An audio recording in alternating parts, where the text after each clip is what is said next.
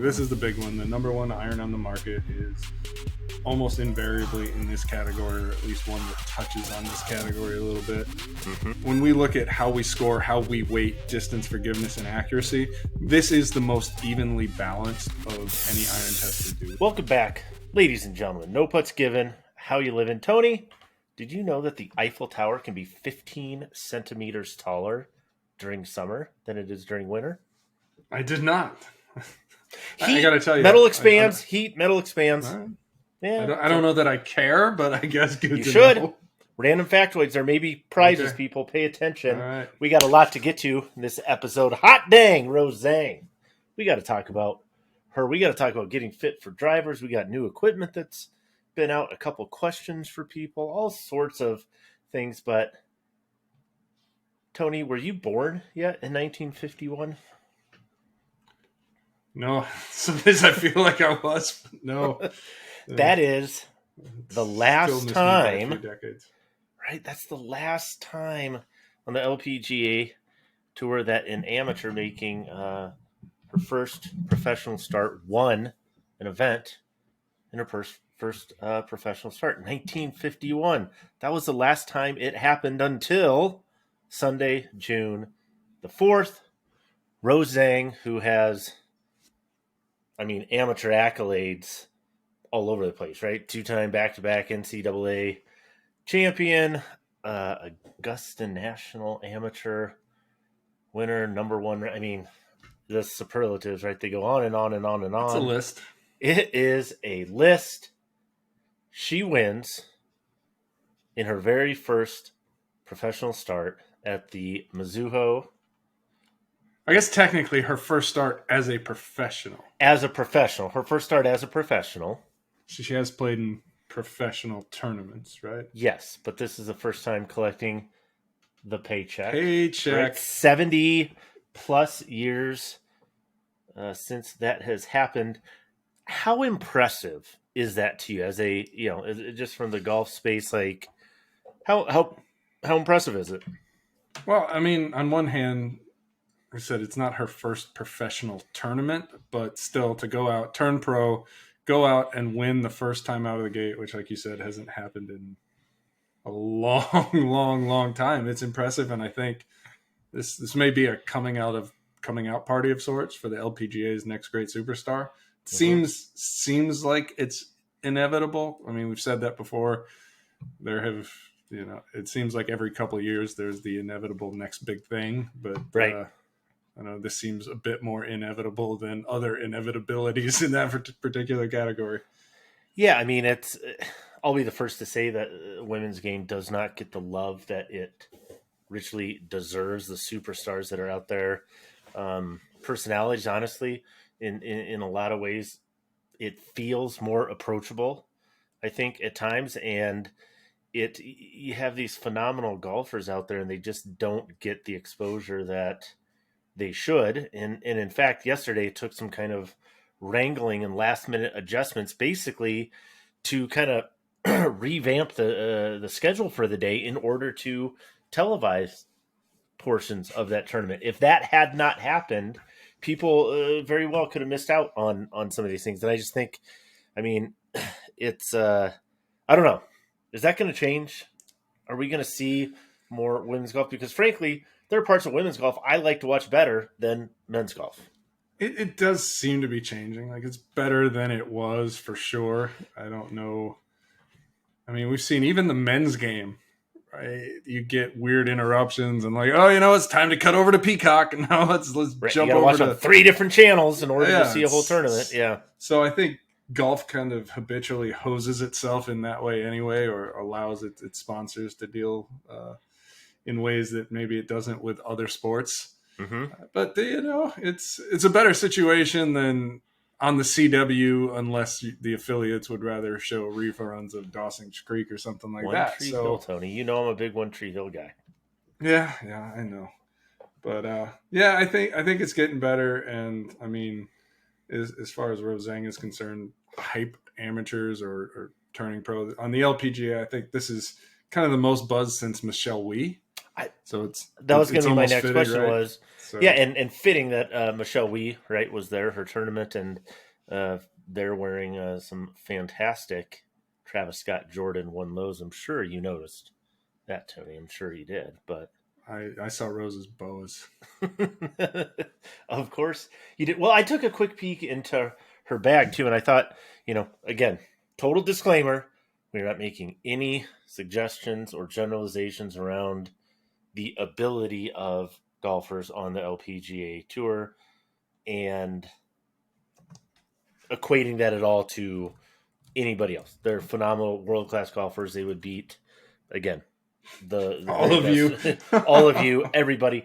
But when you take a look Probably. inside the bag, there's something that I think most golfers could glean from that when you look at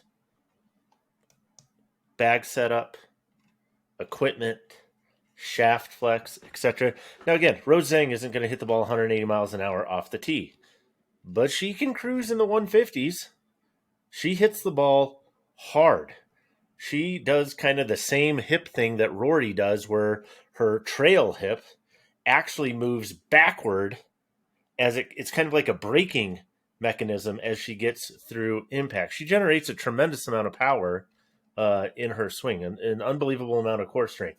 She's all Callaway throughout the bag, which makes sense. She's a Callaway staffer, but triple diamond LS driver, Fujikura Ventus red The one I 5. don't like. The one I don't like, but that's okay. Yeah, but it's Not for me. 5S. Yep. 5S. So you're talking 50 gram. Again, in that profile, stiff is what it is. Not all stiff shafts are the same, okay? But you go throughout the rest of her fairway woods, 3 wood, 5 wood. Again, she sticks with Ventus Red. She goes up 10 grams ish to a 6 R flex. So 5S to 6R. Then as we Well, start that getting makes sense too, and especially in the 3 wood where she's playing that 13.5, which again, kind of unusual you would think for the LPGA Tour, but right, but it's about if it hitting fits, it gaps, fits. launch windows. Yeah, exactly. Iron shafts. This one, I really was like, oh my gosh, you got like Nippon, who again doesn't get as much love as I feel like they deserve. They get, and when they do, it's typically the Modus line, the red label ones that you might see. But she plays 850s again, R-Flex. So you're talking somewhere. I mean, you're sub 100 grams throughout the bag, more or less. You have about somewhere, between 45 and 50 gram delta from her driver shaft weight through her iron shaft weight. And yet we still have people out there getting fit into or thinking, oh, I need 120 gram, 125 gram, 130 gram iron shafts. You probably don't. That's what I take from that. Anything you take from that, Tony? Because this is It's going kind to of, lead I'm into just my kind of next looking at question. it, just looking at it how, yeah, obviously the weights and the actual shafts are a little bit different, but it's a similar makeup to my bag. It's got the strong 3 wood, the 5 wood. She's got a 4 hybrid where I go 7 wood. I recently, I've, like I mentioned, been struggling this year a little bit. And so to kind of relieve some of that, I took the 5 iron out of the bag and went back to the 5 hybrid. Mm. Only had to swing it twice over the weekend, so I don't know how it's working out, but similar. And then so again, I'm 6 through 9 technically because I go Yep. to the Voki P Dub, but yeah, and then 50, 54, 58. I jump And you're 60, in but Nippon Modus guy 120s, right? yeah, for my money, the best steel iron shafts in the market. They do But again, such. if they fit, If you find a fit, again, I'm a big Modus 125 guy and 115 guy. I think they're excellent, excellent shafts. But most people, they're not going to get fit through the bag, Tony. They're going to get fit for a driver. If they get fit for any club, that's an obvious one people start at. We have some content coming out. We've done wedge fitting 101. We've done iron fitting kind of 101 stuff, kind of taking people through. But most people are going to get fit for a driver. So what are your top 3 pieces of advice? So I'm going to go get fit for a driver. I don't know anything about it. I got a Father's Day present. My wife said, hey, go get fit for a driver. First time I've done this. Give me some advice. yeah. So I mean, the general approach to this is to first not try and dumb it down too much. Let's appreciate the fact that some of this isn't simple. But within that, the first thing I think is set your expectations accordingly. Mm-hmm. It's unlikely you're gonna get fit for a new driver and gain 20 yards. It does happen, but if you've been fit at all in recent past, unless there's a dramatic change to your swing, like you can get that 20-yard bump one time, but if it's your second or third or Right. fourth driver fitting, it's going to be those same type of incremental gains you would expect from any releases. You're not. What's reasonable? Like if I have been fit, let's say it's been a while though. Like, hey, it's God, I can't even remember when, and I kind of got fit. It was a demo day thing. Okay, you're saying 20 yards. Yeah, that probably won't happen. What could I reasonably expect to say? Hey, that's going to be worth a purchase if I can gain. Yeah. So X amount. this kind of brings me to one of the points I banged on quite a bit, and this is we think of the driver for obvious reasons. It's like the distance club, and the objective should with that you kind of assume like I always want to be chasing more distance. If I can get 5 more yards, Right. 10 more yards, 3 more yards, whatever more yards is good, that's better. Right. And really, I'm like, you know what, that's good, but ultimately, I think scoring begins with the driver. Mm-hmm. And to improve scoring, it's not necessarily about picking up a handful of yards or less in many cases. It's really about delivering more consistent results. So, I talk about it's not sexy, it's not fun, but hey, what if you could just kind of shrink those standard deviations a little bit? What if your dispersion ellipse just kind of shrink that standard deviation? Yeah. So it's again, I always talk about focus on small numbers and small circles. Right. And that's really, the example I use, and we use the scratch tables for our strokes games, sure. So not the professional tables, scratch golfers.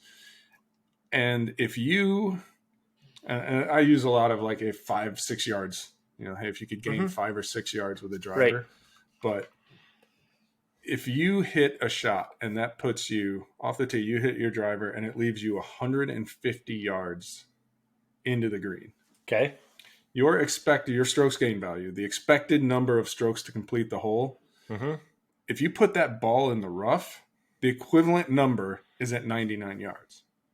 So you've got to be 51 yards closer in this scenario. And again, it varies by distance, the hole and things People like want to pick it apart, but let's just say, yeah. Okay. So in this scenario, and I think 150 it's not, you don't have that on every hole, but that's a pretty common number people use. Mm-hmm. And so you've got to be 51 yards closer if you're going to bang it into the rough to have the same expected result. Yeah. And you're typically not going to find 50 yards between drivers. Let's hope not. And we have to acknowledge here, right? If this is a driver, with your best driver, you're not going to hit every fairway. And with your worst driver, you're not going to miss every fairway. Right. But it is about kind of tweaking those fairway hit percentages, the number of shots you get to hit out of the short grass in your favor. And yeah, closer is better, but not if that closer is in the rough significantly more often. And I think that's the piece. So, I kind of harped on this quite a bit. Again, just focus on accuracy a bit more than you think with the driver, and definitely shake that mindset. And we've had conversations with people in the industry who've actually talked to golfers after watching them. They kind of quietly sit on a range at a big box store or like a off-course pro shop and watch guys just slice and hook drivers off the planet and then go buy it. And you're like, why did you buy that one? I just love the way it feels. Well, yeah, I'll straighten that out later. Like, no, you won't. Don't straighten it out. If you can't hit it straight in the hitting bay, the odds are you're not going to be able to hit it straight on the course. So, I'll make it real simple, Tony. I remember you and I talked about this a long time ago one time, and I was asking you for some help on driver fitting for me. You said, hey, take the 3 drivers you hit the longest, and then of those 3, which is most accurate? It's not a bad way to go about it. But Tony, who is designing these clubs? Mailbag questions. We got mailbag questions flying in from all over the place. All this AI, Chat GPT.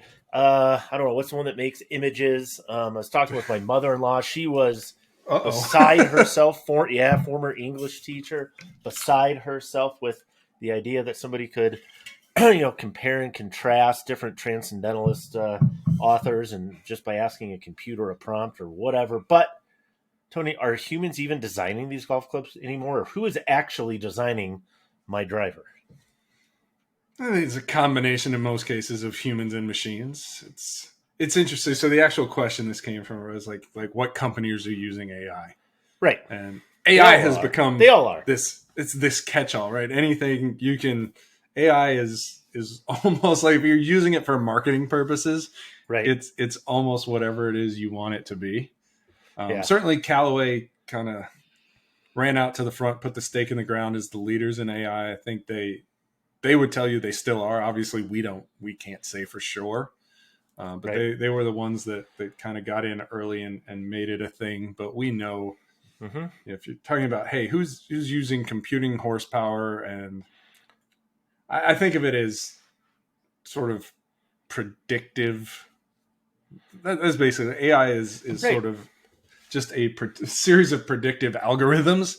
And so, like, hey, Callaway, going back to the original implementation of their AI, used the computer kind of spit out these face topologies they thought would boost ball speed based on the parameters given to it by the human. And what's interesting, like you talk deeper and you hear like we got some things back that were really cool, but they couldn't actually be manufactured. If you look the latest round of the Titleist TSR drivers, right? The different models have distinct faces, or within the lineup they have two different face approaches, topologies, whatever you want to call them. Right. Yeah, that didn't come from a whiteboard. I mean, that was certainly some computing horsepower that went into it. Right. When we talk about kind of combining things, so or how it used to be, we're like, hey, well, we think if we move the center of gravity here, we would get this result. So let's go have a prototype made, throw it on the robot, and see what happens. Now, a lot of that predictive run those stuff scenarios happens. before you ever even get it. The impact of, all right, how's it going to impact launch conditions? How's it going to impact speed and the structural integrity of the head as it bends and flexes? How is it going to impact sound? Like these are all things that were questions that you sort of had to previously figure out by having prototypes made. Now you can kind of run it through all of your whatever AI tools you have available and go, that might work, and these 10 definitely aren't. So, I think to answer the question that was put forth, I think the overwhelming majority of certainly all of the big guys are using some sort of AI in their designs. Yeah. Again, different companies, different approaches, and good time to mention, right? Be interesting to see what happens at Titleist now, as Alan Hocknell, who was Callaway's VP of R&D, one of the guys heavily involved in the AI efforts, has after taking his time off in a non-compete, has now joined Team Titleist, and I'm telling you, interesting to see what happens there. I mean, if this were a sport and we were talking free agent acquisitions in the offseason, hard pressed to make an argument that Titleist snagging Austin Rollinson on the putter side, and now Doc Hawk on clubs, equipment, well, and a lot of things. I think general golf equipment and thing to like, done a lot. I mentioned this before, but in terms of being exceptionally well-rounded in your expertise, like I've talked to Doc about drivers and fairway woods and irons and golf ball. It's just like, he knows how all of it works, and so I think that's a huge win for Titleist. We'll see what happens on the AI front as a result.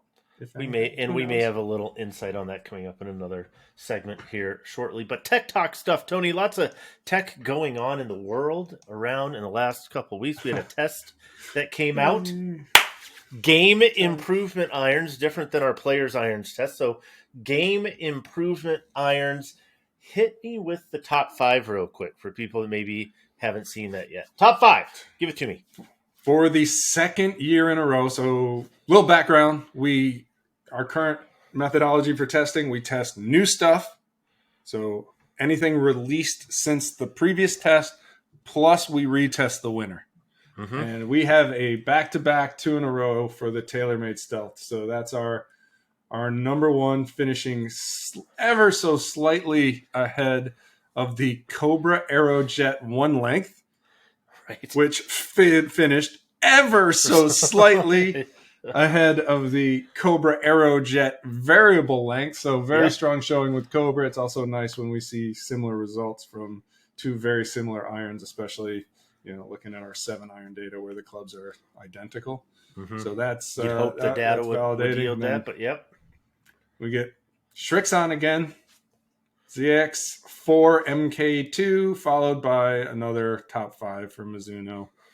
JPX, excuse me, 923 Hots Metal. This is the year of the twos in game improvement irons. So back-to-back winners with Stealth. Call it the Nikola Jokic. Back-to-back MVPs. 2 previous years. Not this year. He should have won it, but different story. Back-to-back years, 2. Aerojet takes 2 of the 3 top spots, 2 and 3. And then second test in a row where both Strixon and Mizuno have been in the top 5. And I think in that one we said, it's one of those things where those companies tend to, more often than not, find a way on the podium, or you're not surprised when they do. And so that's 2 tests in a row where we've seen that. But arguably, worth a mention too. So we, in addition to gathering data from our pool of 20 testers, we also have them weigh in on the subjective stuff and say, right. Hey, what do you think? Look, sound, feel. What do you blah, think blah, blah. looks the best, sounds the best, feels the best, and arguably most important in that is which of these irons in this test are you most likely to purchase? Which is pretty, it's kind of like right. Pretty telling. And again, right, there's no, we have golfers that are interested in the data, but they're like everybody. At the end of the day, that's what the companies want, right? It's to know, hey, who's actually going to buy it, right? I mean, yeah. And so when we look at that subjective stuff, sound, feel, looks, likelihood of purchase, clean sweep for the Strixon. So that certainly tells you, strong performance. And then that next step is, how do the testers feel about them? How much do they like them?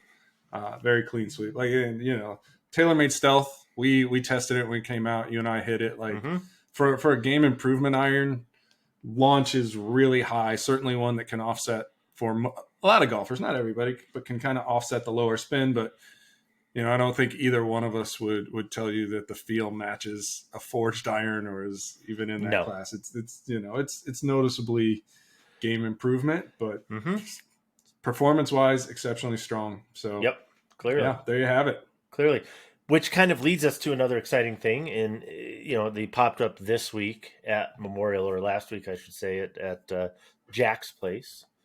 Mr. Nicholas, his tournament is a typical seeding opportunity on the tour for Titleist when they'll run out some of their new irons, and they told us just enough to whet the appetite, get us excited. Nothing. We're headed out. We're headed out in tour seeding and validation. There you go. I better validate it because it's too late now. This is what you're going with. All right, but very quickly. What I know was a picture and this and that, but what did you see that either intrigued you or maybe left you with some kind of questions like, what are they going to kind of do here? Hit me with the highlights because we're going to see them in a week and get all these things answered. Yeah, so there'll be no putts given next week because we will be out at Titleist instead of filming. So maybe we'll do it at a restaurant or something. Yeah, we'll see. Sit down with he who cannot be named and just let him go nuts. Anyway, so for me, there's one thing that stood out very obviously, and that is that we now have these iterative names in a couple cases. So instead of a T100S, we have a T150. And we're assuming that's the spot in the lineup that it's slotting into. It's pretty clear. That's the one. That's the one that went away.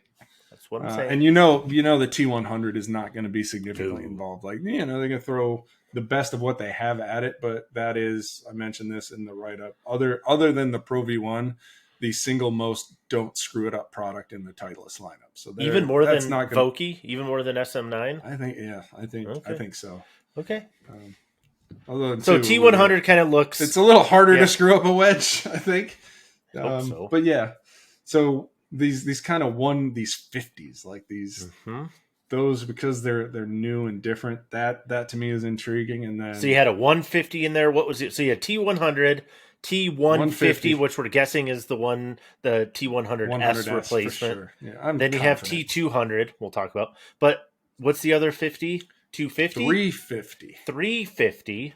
So 150, 2, 350. Yeah, and it's I have no idea what's going on here. I'm hoping that I'll level with you.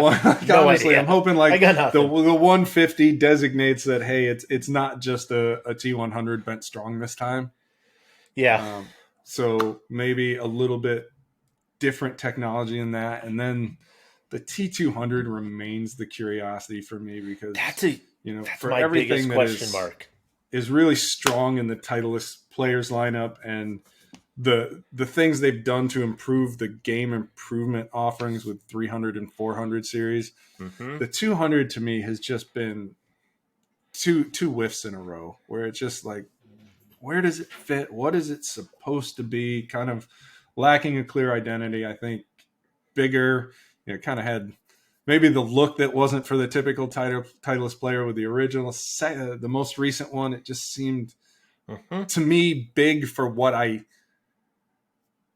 think it should be, I guess. Maybe not even what Titleist was trying to do, but big for what I think it should be, which is, that should be the one, especially if you're going to, at the time, and who knows what 150 is, doesn't look hollow body, but if your 100S is just a strong lofted 100, so still very much a player's cavity back design, right? Then the 200, what I've always wanted the 200 to be is like a head-to-head competitor with like a P770, kind of that hollow body player's distance iron that cheats really hard to the player's side.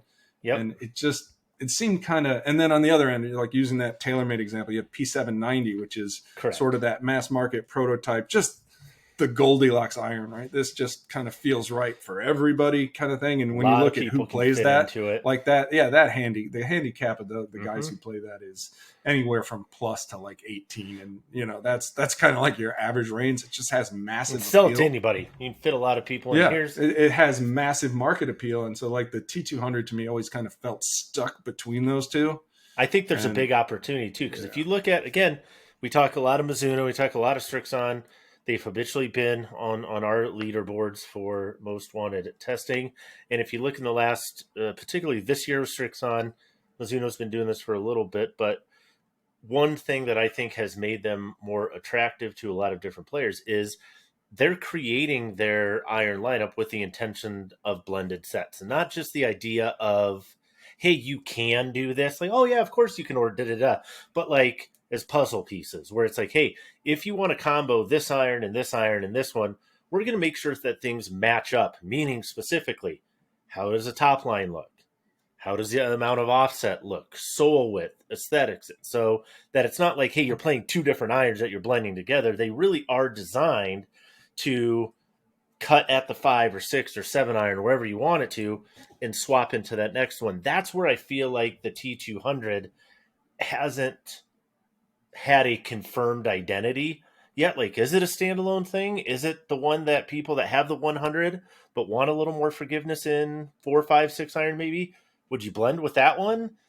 Maybe not. To me, like, it was like that's where I think, I'm hoping that's where the 200 fits in.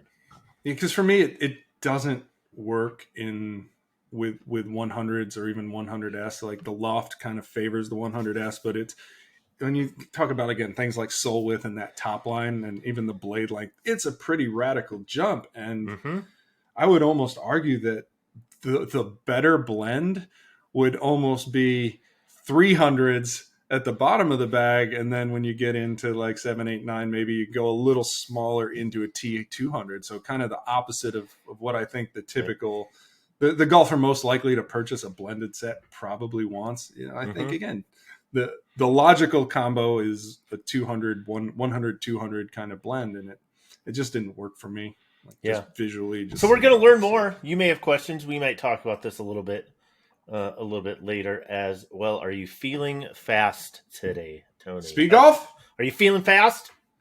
No, I did the tonal workout this morning.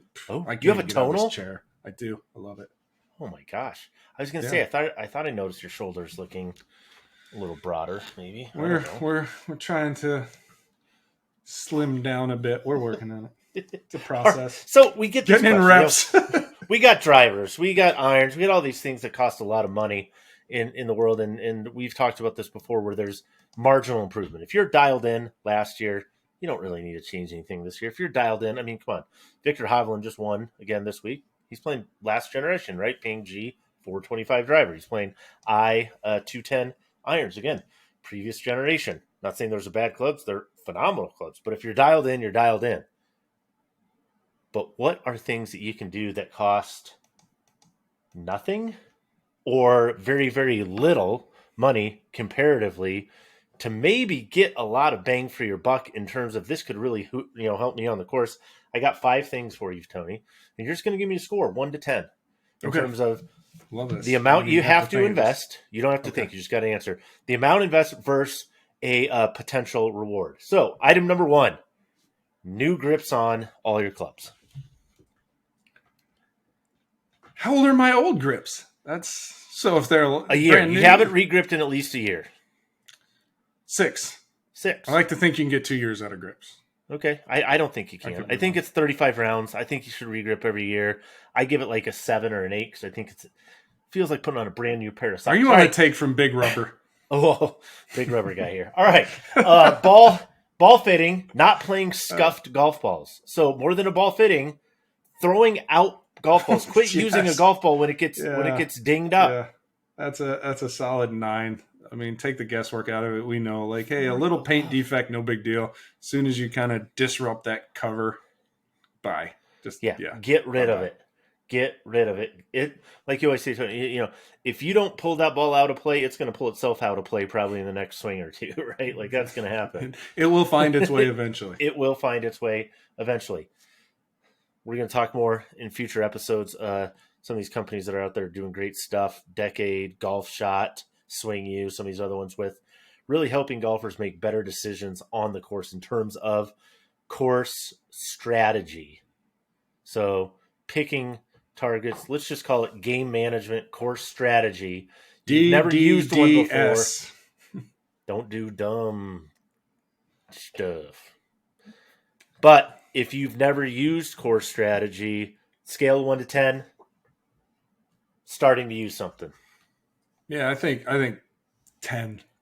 I think massive differences to be made by just playing the game smarter, choosing better targets off the tee, into greens, even on layup shots in some cases, and again, just not knowing when to accepting that you need to take your medicine and not doing don't do the dumb shits.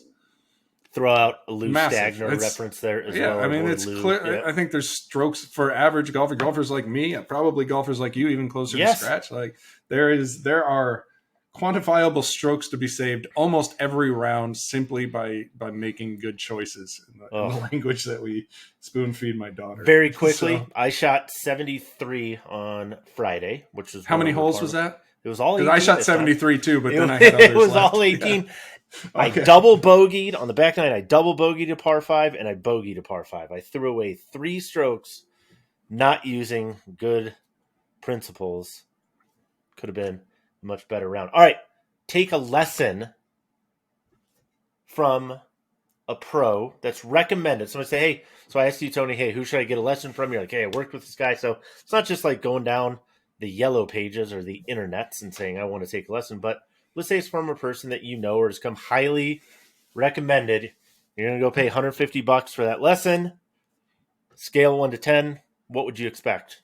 How important is this? In my case, about 10 strokes from the start of the year to my first round after taking a lesson going in to see Anders for an intervention. But potential benefit, 1 to 10, how do you rank it?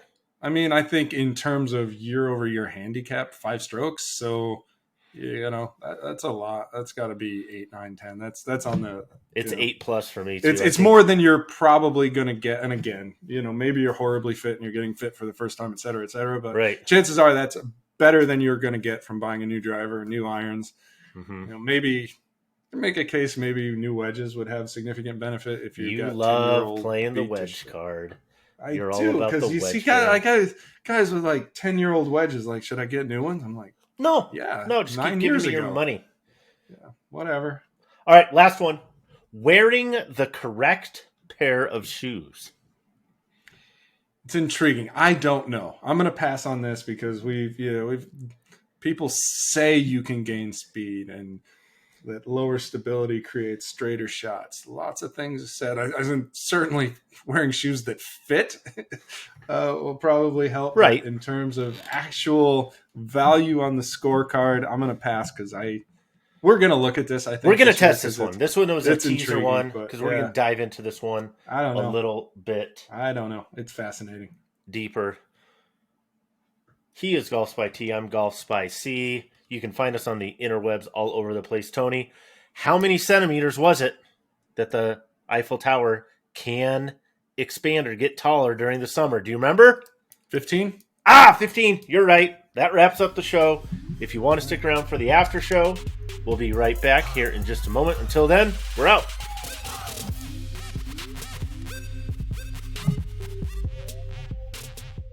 We didn't go anywhere, but yet we're still back. Think about that for a minute. We're going to dive deeper. Game improvement iron results, maybe some of this Titleist stuff. Again, we kind of alluded to this a little bit, Tony, that not every test is the same.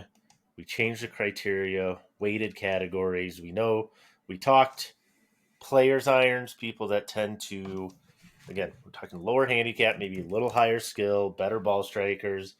Accuracy tends to be more important than things like distance. Whether you call it consistency or forgiveness, again, that's always going to be part of the equation. But when we tweak it, you tweak the formula a little bit.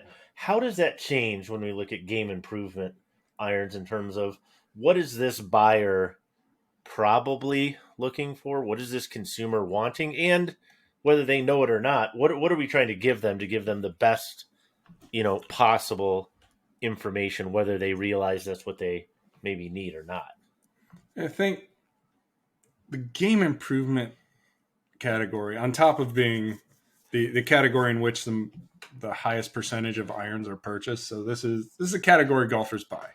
This is the big one. The number one iron on the market is almost invariably in this category, or at least one that touches on this category a little bit. Mm-hmm.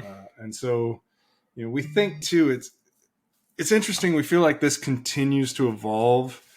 And so it is, short answer, when we look at how we score, how we weight distance, forgiveness, and accuracy, this is the most evenly balanced of any iron test we do. We believe that the game improvement player wants as much of everything as he can get. He wants his irons to be long. He wants them to be forgiving. And of course, he wants to score well with them. So relatively even approach to game improvement as opposed to players' irons, where, as I mentioned, we say, like, this is for a guy who wants to score. He's going to be less concerned about distance, going to be less concerned about forgiveness. He just, maybe wants something he can work a little bit, but certainly it is, the bottom line here is the score, and maybe doesn't need a whole lot of help from the club in other areas where the game improvement player probably does. We think that's what he's looking for. He expects distance, expects forgiveness. Yeah, and so with that, when we look at even like kind of historically, clubs that have done well in this category, they tend to be pretty balanced, right, throughout the results, where it was the same kind of thing, when we looked at players' irons. Hey, you had to do really well. You couldn't be a really good, solid player's iron if you didn't test well in accuracy, because that was such an important element, right? With, with these irons, with game improvement irons, like you said, it's kind of a balanced approach. You can't be really poor in any one of those areas, right? But you don't necessarily have to be the best in any certain area. So we're looking for kind of that good, solid, balanced performance. And I think, absolutely. And I think this category is, in many respects, the most challenging to test for a couple of reasons. First, it's where you see the widest range of specifications. And again, so when we talk about being evenly weighted, we also know that the category is evolving, and within it, you have certain designs where the manufacturer says, you know what, we're gonna skew our design targets towards forgiveness. We're gonna weight our design towards forgiveness, and others, Ping's a good example of that, right? Where they've gotten longer, but have not abandoned the forgiveness aspect of it. You have other designs, and it's not to say either one of these examples has abandoned forgiveness by any stretch. I think they probably, in terms of MOI, check out pretty well, but you see something like the PXG irons, which I don't think so. We had the O211s in this test, and we'll talk about it more when we get the Gen 6 stuff in some future tests. But the Wilson Dynapower Good example of one that was just ridiculously long. Mm-hmm. And so that's a case where we're like, yeah, we think that Wilson here was really going after distance. And if that's what you want from the category, then Right. it's a good option. We didn't find it particularly forgiving, or we wouldn't say that it was necessarily the best for scoring, but again, different strokes, different folks. So Well, it kind of brings up that I think you and I were talking once about like how sitting in a room at one particular company looking at a performance report for, let's say, 3, 4, 5 different irons, and sitting in a different room with a different company looking at the same exact irons and seeing, believe it or not, different results. So as with much same as clubs, different result, right? so as much as right, you try to systematize some of these things as well. Some of it does come down to answering the question of what is this club designed to do? Because we can't test for every possible scenario or player type.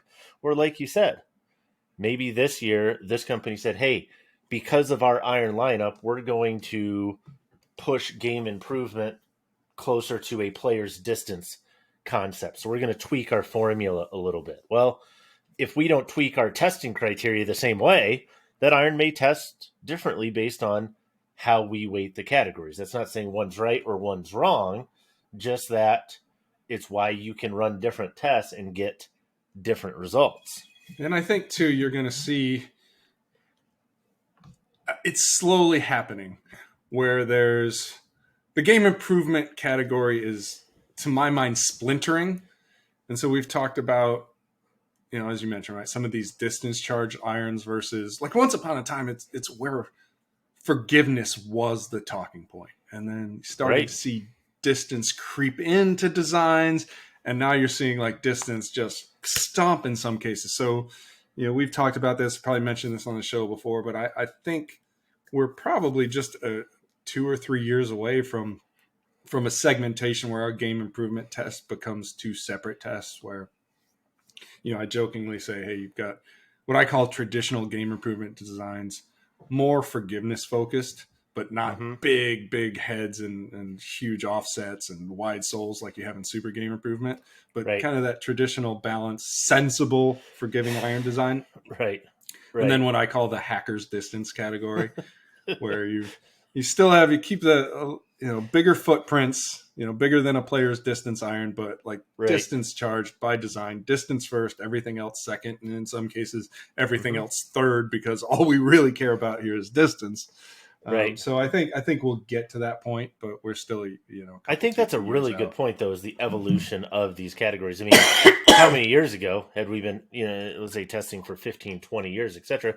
Players' distance did not exist as a category in and of itself, and certainly not the category it is now. I was looking at Consumer Reports, looking at automobiles. My wife's looking at some new automobiles, and it's been a while since I've looked at a new automobile, but now there's like 312 categories of SUVs. It used to be, hey, you got cars, you got your sedans, you got a truck, you got a van, and SUV was a category. Now we got large SUVs, mid-size SUVs. Yeah, it used to be car and then not car, like other. And yeah, now you got full-size truck, mid-size truck, small truck. Yeah, and so it kind of, like you said, particularly because this is the meat of the market, most golfers are by definition average. And so you have, of 25, 27 million golfers that are out there that are not professionals and whatever, the vast majority of them fit into likely this category. So if you're in that category, do you want one that's more playerish, that puts an emphasis on accuracy? Do you go want back one that's to distance at all costs? Do you want, like, how would you turn those, pull those levers and knobs and dials and things? You go back like several years, I remember, not long after I got into this, but Callaway, use Callaway as an example, because there's a progression story here. They had like 7, 8 different iron models in the line. It was like the Diablo days, right? And there's like Diablo Octane. Yeah, and so you're like, I don't even know like what the difference is here. Right. And at some point, even Callaway's like, you know what, this is ridiculous. We need to pare this down, get sensible, and have fewer iron models. Mm-hmm. And they did. And for several years, few years anyway, they ran lean. And now you're starting to see everybody, not Callaway, not just Callaway, everybody is back to 6, 7. You know, we'd have to go through and see, but we're talking about, you know, Titleist showed us 4. We know there's going to be MBCB in the lineup, and we know a 400's coming. So that, I mean, 7, 8, 7 right there, not unusual. And at some point, you have to start going, well, where do these fit? And where they fit is kind of, you know, within smaller swaths. Largely, some of them are clearly defined, but you have within most lineups some overlap, 2 or 3 that fit in a number of categories. And I think at some point you're going to see again clearer definition of these categories, and I think game improvement is right. Well, Mizuno's right, 3 MPs, 4 JPXs. We saw this with the MP. I want to say this was like with the 18s when they had the SC and the MMC, and they're like, these basically do the same thing. Like, if you had a Venn diagram, it would have almost been a circle. It's just like a sliver, right? It was like a sliver, yeah. So it's like, okay, yes, we need more separation, but to your point, having 6 or 7, you know, what is, I guess, that ultimate balance? It's going to be more than 3, probably. It's going to be maybe less than 7 or 8, but how many discrete models do you need in order to really fit golfers? I guess, I don't know.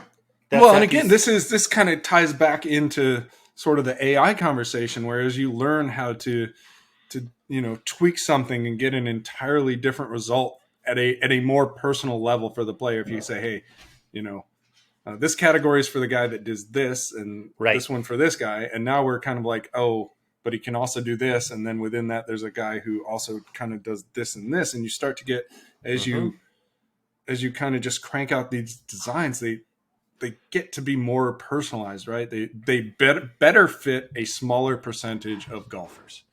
And so that's, instead of trying to fill the middle of the curve with a big circle, you're trying to fill that same area with lots of smaller circles. And I think it's a better approach. It gets confusing for golfers, and as I mentioned, it gets to be a little tricky to test. But it's, I think, ultimately benefits golfers when there's more product, if you can find a way to sort out the confusion.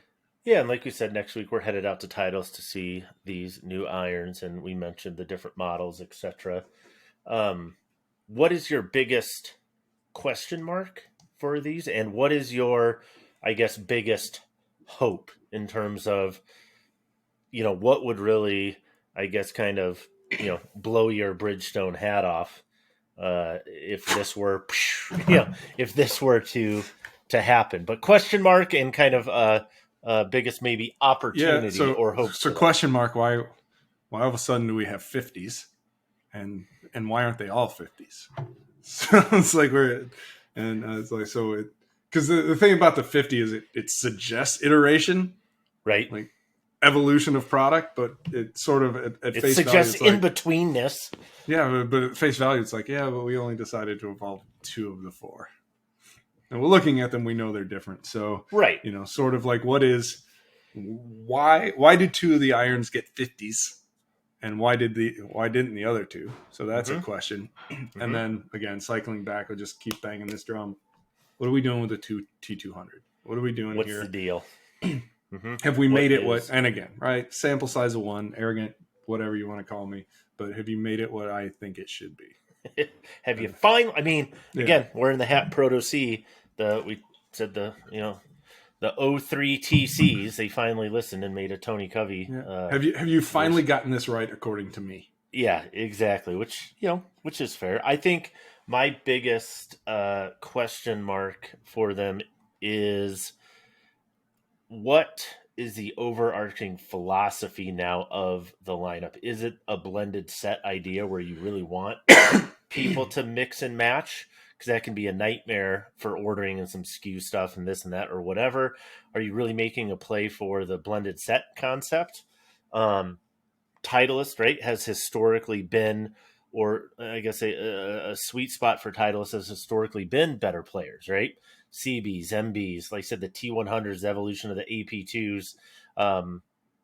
this may not be a correct statistic, but I'm going to say it anyway. T100, I think, was the most played iron across professional tours I last believe year that to as be an accurate.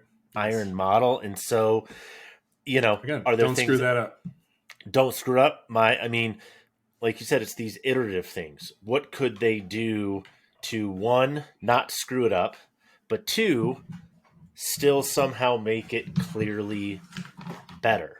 And so that's my big question mark is, if that is the case, how did they do that? How did they, not screw it up with what's been a really, really, solid iron? And two, how did they still yet do something different to improve it? Because that, I think, again, is a huge opportunity for them to continue to evolve in that space. It's right with their brand identity. It's right in the sweet spot for them and who they are. And if they can do something significant with that, let's say, here's a crazy thing, T100, and it feels like a Strixon. It feels like an Endo Forging. It feels like some of these ones that have run on a feel first campaign. Could they make the T100 feel like an absolute top tier premium forging? Ooh. I think Titleist would tell you it already does. I know they would tell me, but I would disagree. It feels, I don't think it feels as good, my opinion. It's not, it's a different kind of feel. It's not, doesn't have, what I think it has to describe do as with the thickness. which is, but I think it has to do with the thickness of the top line. And I think, we can go into that later too, but asking a question, I think they're going to do hopefully a little bit more modal analysis this time around, really looking at pitch and vibrations and frequency and trying to understand what generates, what resonates. And that's something I'm going to be paying attention to. I just want to know what the 50's for. Maybe that's it. Maybe that's it. They can answer your question 50% in 4 minutes. more modal analysis. They're going to answer your question in 4 minutes, and they're going to tell me never to come back. So I don't know. Yeah. Well, we'll see what happens. But yep, no putts given next week unless Tony and I do something crazy on an airplane or in an airport. Well, it would be weird because we'd be on different planes, and that would be really disruptive and rude. That's what I'm saying. That could be weird. But questions, thoughts, comments, ideas, please post them. We love getting your comments, even the really dumb ones. Sometimes those are even more fun for us to read through. we forgot to talk about metric football just for Merle. Oh yeah, we'll do that next time. Metric football, lame. I'm heartbroken. So just okay. Well. I don't even know why. Don't even know what you're talking about. Benzema to Saudi Arabia, basically playing live football. Anyway, I can't believe that. That sounds tragic. You'll fill me in later. All right, until next time, people. We're out.